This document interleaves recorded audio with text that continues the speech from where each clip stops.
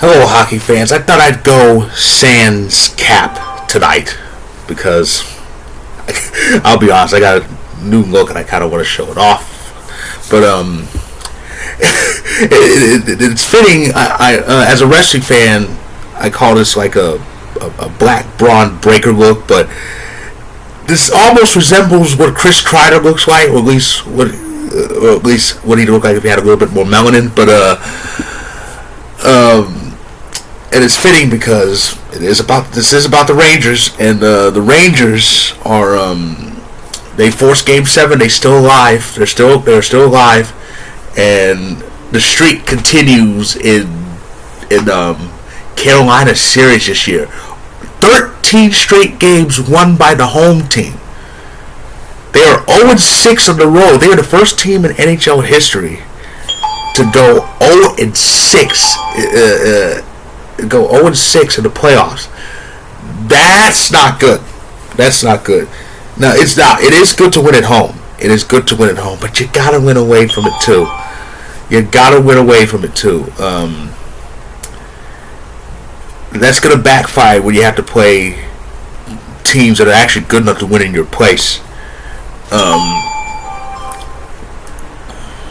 Sorry. A lot of notifications all at once. But yeah, that is going to backfire when you are playing teams that are good enough to win in your place. Look how the Avs advanced. 3 of the Avs' 4 wins in that series against the Blues, they were in St. Louis. And, you gotta be. I'm not saying you have to be a out and out road warrior, but you gotta win some road games. And the Rangers aren't Boston.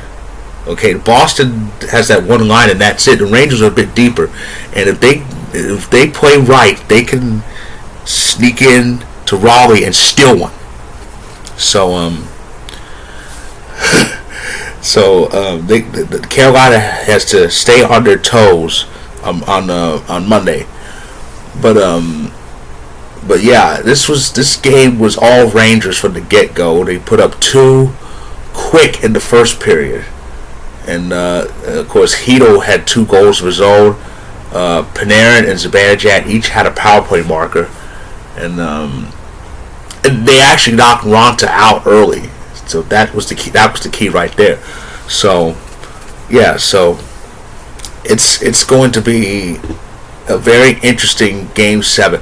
It's the second. I think it's actually the second year in a row that we're seeing a Game 7 on Memorial Day. Because I was just thinking about this. I was thinking about last year's Memorial Day weekend and the hockey that took place that year. I remember I was watching. Of course, it was this weekend a year ago, obviously, that I watched Game 6, that crazy Game 6 between Toronto and Montreal, and of course Toronto was trying again to finish it off, and it was no score after 2 periods. Then Montreal scores a power play goal, something they hadn't done in the playoffs at the time until that moment, and then Sheldon Keefe for some reason challenges it because he thought he saw goal interference. There clearly wasn't, so they got another power play, and Mitch tossed that puck over the glass. I still to this day remember screaming like I was watching the Avalanche. I still remember screaming when he did that. That was a completely boneheaded thing to do, and it resulted in a 2-man advantage for Montreal, which they capitalized on. Of course, Toronto came back and tied it, but they lost in overtime, despite the fact they outshot the Habs. I think it was 13-2 in that extra period. And of course, Memorial Day, the last Memorial Day, featured the Game 7 where Toronto just didn't have it. So, but yeah, so another Memorial Day will feature another Game 7, this time in the second round. And the winner of that game will face the Tampa Bay Lightning. They'll have home ice advantage because Carolina has a higher point total than Tampa, and while the Rangers and Tampa have the same amount of points, Rangers have more wins and more regulation wins, so that gives them an advantage. So that is what's in store for us. No hockey tomorrow. No hockey tomorrow, and then Memorial Day Monday, Game 7, Hurricanes, Rangers in Raleigh. Of course, the winner faces Tampa, like I said. And then, Tuesday, Game 1, Western Conference Final, Oilers Avalanche. The Final Four begins. And Wednesday is Game 1 of the Eastern Conference Final, Lightning in either Raleigh or MSG against whoever wins on Memorial Day Monday.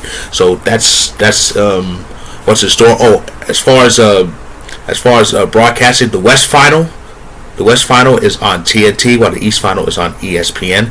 So that was pretty much made official last night after the Avalanches win. So that's the next, well, not the next three, because that's after the break on Sunday. That's what's in store for us. So that is my recap of Game 6 tonight. If you like this video, click the like button. Click subscribe if you want more. I'll be back on Memorial Day, Monday, to recap Game 7 and get you ready for the conference finals. We're in the home stretch. It's going to be good. So stay tuned.